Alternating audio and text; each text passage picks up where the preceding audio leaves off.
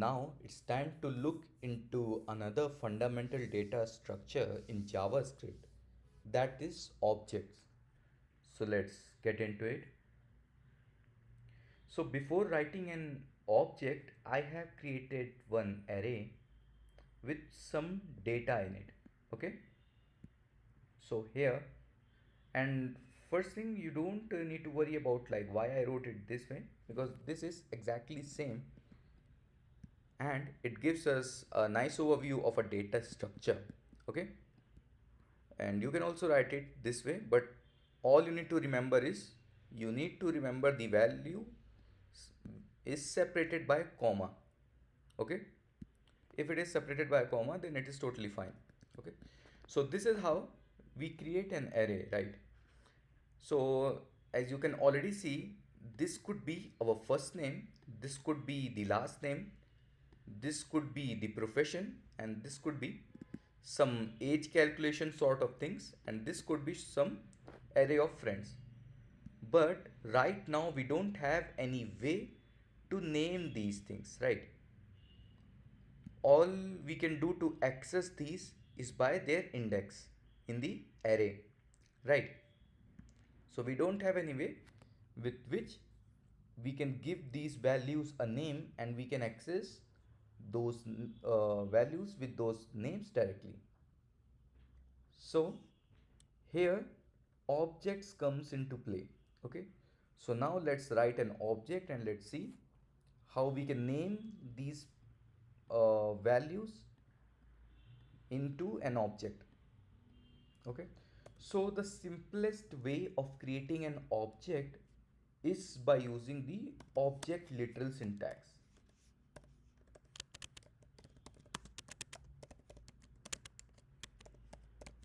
Okay.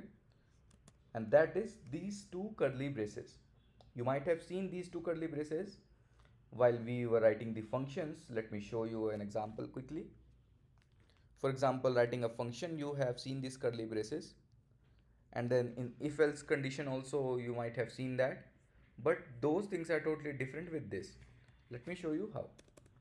Okay, so now we are creating again a variable Raunak data 2, and this time we'll be using the object literal syntax to create an object. Okay, and we'll be seeing all the different ways of creating an object in the later lectures. So now let's copy all these and paste it here. So now what we need to do is we just need to give these values a name. Okay, because here in array it is totally impossible to give name to these particular values, but it is totally possible with the help of objects. So let's see how. So this Raunak, I'll give it first name and then colon. Make sure inside of object you are using the key like this and then a colon, and right after this colon you are writing your value. Okay, and then you are separating the next value by comma. Okay, so now let's give it last name and then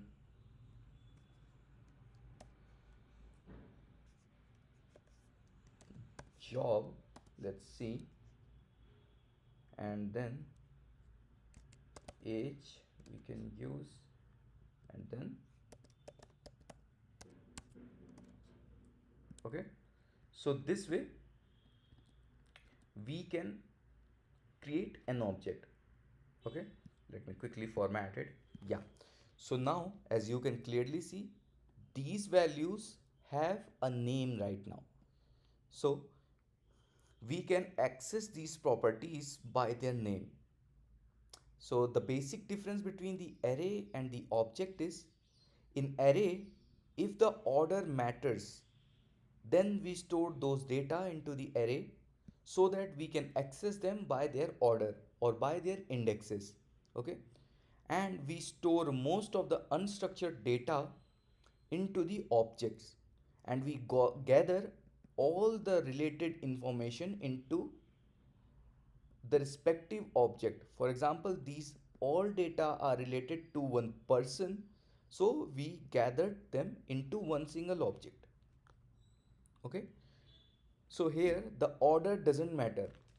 Okay, I can write first name here at the last also, but if I want to access this first name, all I need to do is I just need to go into this object and I need to call its first name. Then I will get the value of that first name right away.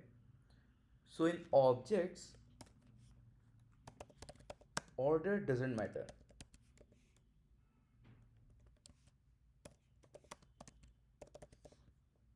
Okay.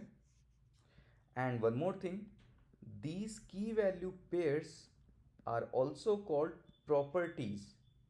So for example, first name is a property, last name is a property, and you can already see right after hovering on it, VS Code is suggesting me that it is a property. Okay, so these are the properties of an object. If you are creating a new key value pair, then that key will be the property of that particular object. Okay, the way these are elements of an array, these are the properties of an object which we use to access the value of that particular property. So in object we store data in key value pairs,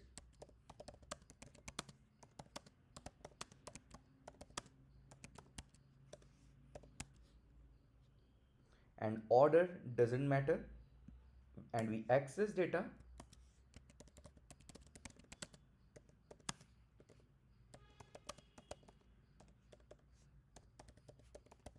by their properties.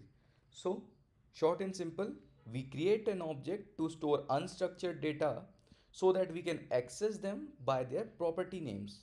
Okay.